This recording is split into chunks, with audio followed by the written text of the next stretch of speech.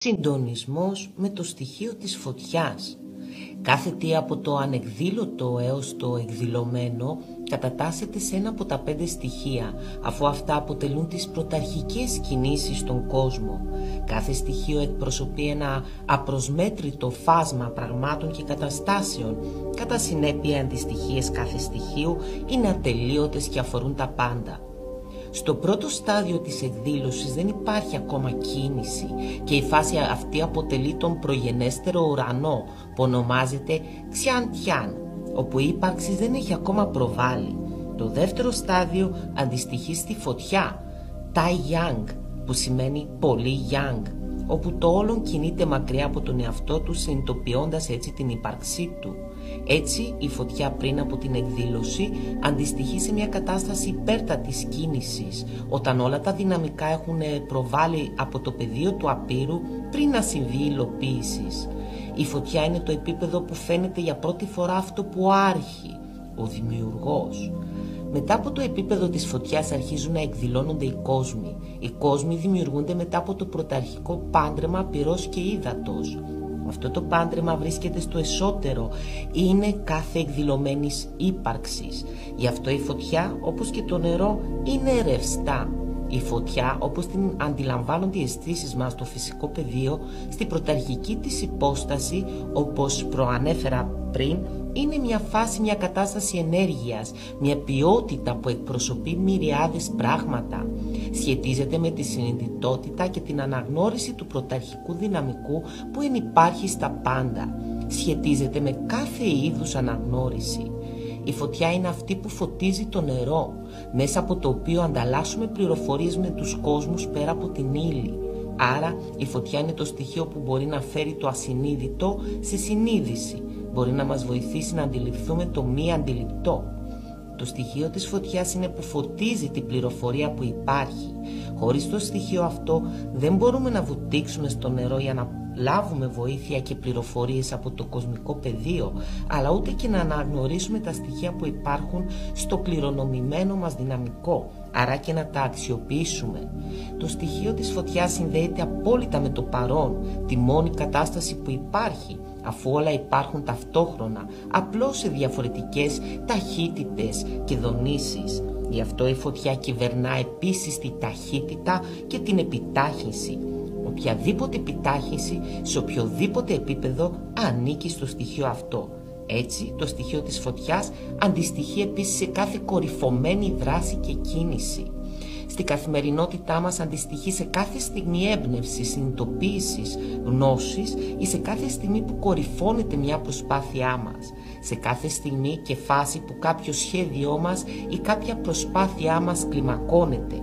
Η φωτιά ως κίνηση ενέργεια συνδέεται με την ποιότητα που μας βοηθά να κοιτάμε και να αντιλαμβανόμαστε με το φως, την ημέρα, το μεσημέρι, το καλοκαίρι, τη ζέστη, κάθε φάση εγρήγορσης, κάθε τι ορατό, αλλά και με τα οράματα και την οπτική που έχουμε για τα πράγματα. Συνδέεται επίσης με την εστίαση, την αδιάκοπη κίνηση, δράση και τη μετάδοση. Συνδέεται με κάθε τι ουσιαστικό, άρα και πυρηνικό. Άρα στο σώμα μας αντιστοιχεί στην καρδιά, που κινεί και διαχέει τη θερμότητα μέσα σε αυτό, αποτελώντας το πυρήνα της ζωής και της υπάρξεώς μας. Σε κάθε σώμα η καρδιά είναι το όργανο που συνδέεται με το παρόν και με την αλήθεια. Έννοιες απόλυτα συνδεδεμένες με τη φωτιά και το φως που αυτή φέρνει. Σεν είναι το πνεύμα της φωτιάς. Η κινέζικη απόδοση της λέξεως πνεύμα είναι Jing-shen. Στη λέξη, ο χαρακτήρας για το πνεύμα Shen είναι συνδεδεμένος με το χαρακτήρα για την πεμπτουσία Jing.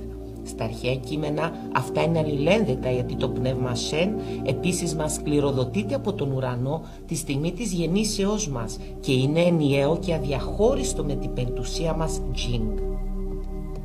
Το Shen δεν μπορούμε να το χαρακτηρίσουμε τόσο ως ενέργεια, όσο μάλλον ως καθαρή συνειδητότητα.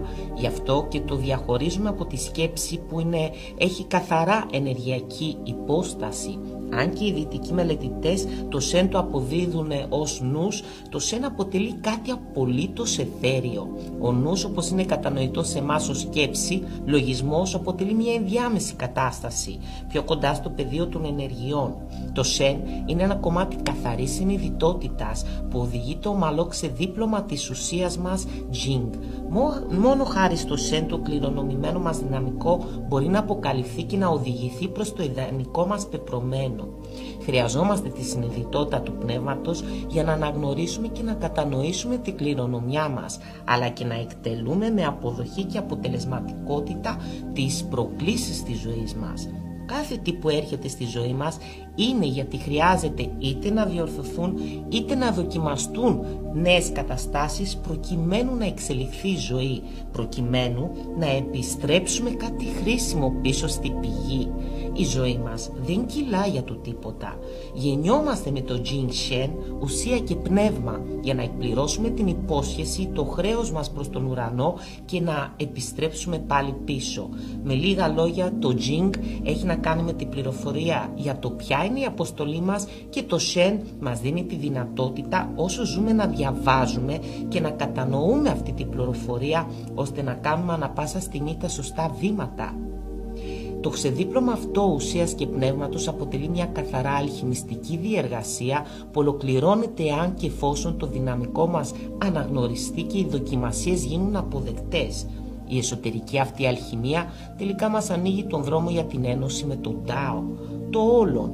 Στην παραδοσιακή κινέζικη ιατρική, η καρδιά είναι γνωστή ως ο αυτοκράτορας του σώματος, όχι μόνο γιατί είναι υπεύθυνη να στέλνει το αίμα, το ζωτικό συστατικό της ζωής, για καθαρισμό και θρέψη σε ολόκληρο το σώμα, τα όργανα και τους ιστούς, αλλά κυρίως γιατί είναι ο οίκος του πνεύματος, Σεν, που είναι εντεταλμένο να καθοδηγεί και να συντονίζει όλη μας την ύπαρξη.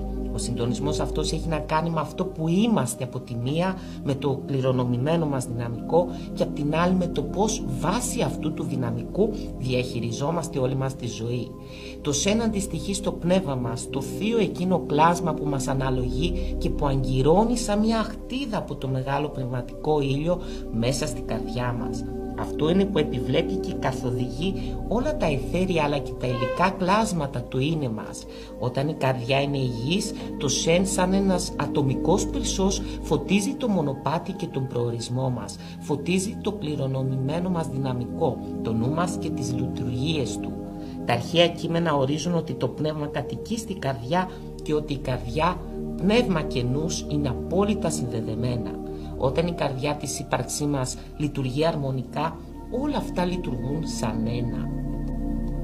Αρετή της φωτιάς είναι η ευγένεια και η αυθεντικότητα, αφού όταν υπάρχει συνειδητότητα τα πάντα μπαίνουν στη θέση τους με αρμονία και χωρίς κόπο.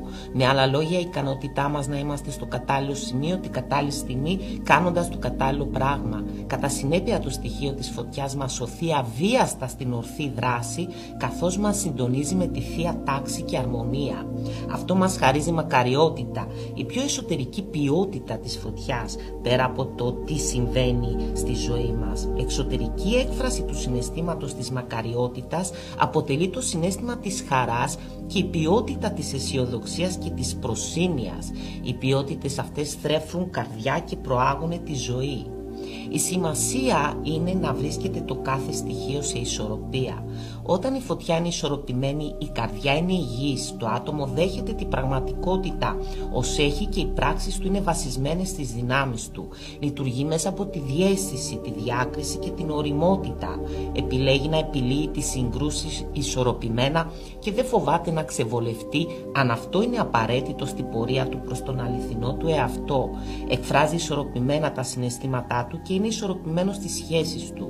Οι φυσιολογικές διεργασίες στο σώμα του εκτελούνται σωστά, ο μεταβολισμός του είναι ισορροπημένος, ο σφυγμός κανονικός και γεμάτος, η πέψη καλή, η σκέψη γρήγορη και καθαρή.